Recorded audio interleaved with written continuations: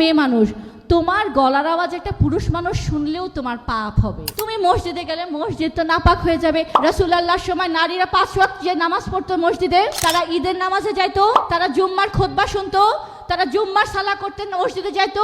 আল্লাহ রসুল তাদেরকে সব কাজে অংশগ্রহণ করিয়েছেন। প্রকৃত ইসলাম কি সেটা জানি না, আল্লাহ রসুলের জীবনের সেই ইতিহাস আমরা জানি না।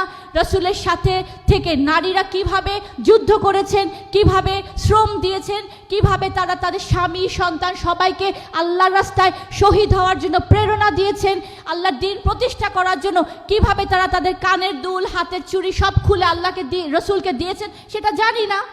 না জানার কারণে কি হয়েছে, আমাদেরকে শেখানো হয়েছে তুমি তো মেয়ে মানুষ, তোমার গলার আওয়াজ একটা পুরুষ মানুষ শুনলেও তোমার পাপ হবে। তুমি তো মেয়ে মানুষ, তুমি মসজিদে যেতে পারবা না, তুমি মসজিদে গেলে মসজিদ তো নাপাক হয়ে যাবে। আপনি কি জানেন রাসূলুল্লাহর সময় নারীরা 5 ওয়াক্ত যে নামাজ পড়তো মসজিদে, তারা ঈদের নামাজে যাইতো, তারা জুম্মার খুতবা শুনতো, তারা জুম্মার সালা করতেন, মসজিদে যাইতো। আল্লাহ রসুল তাদেরকে সব কাজে অংশগ্রহণ করিয়েছেন।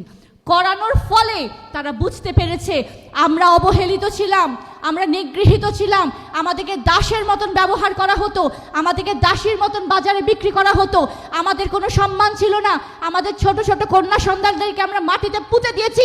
কিন্তু আল্লাহর রসুল এসে বলেছেন না, পুরুষ যেমন আল্লাহর খলিফা, তুমিও আল্লাহর খলিফা।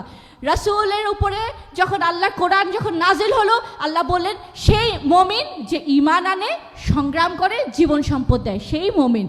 এই পুরস্কার যারা এই কাজ করবে, পুরুষের যা পুরস্কার, নারী করলে নারীরও সেম পুরস্কার, নারী কম পুরস্কার পাবে না। পুরুষ যদি একটা পাপ করে, তার যে পাপের শাস্তি, নারী করলে একই শাস্তি।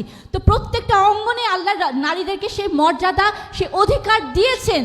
তারা এই কথা বুঝে রাসূলুল্লাহর সাথে থেকে, রাসূলুল্লাহর নেতৃত্বে তারা জীবন দিয়ে সংগ্রাম করে রাসূলুল্লাহর সাথে দিন প্রতিষ্ঠা করে ফেললেন। তার ফলে কি হলো, একা একটা যুবতী নারী একা একা রাতের অন্ধকারে হেঁটে যেত, কোনো ভয় থাকতো না।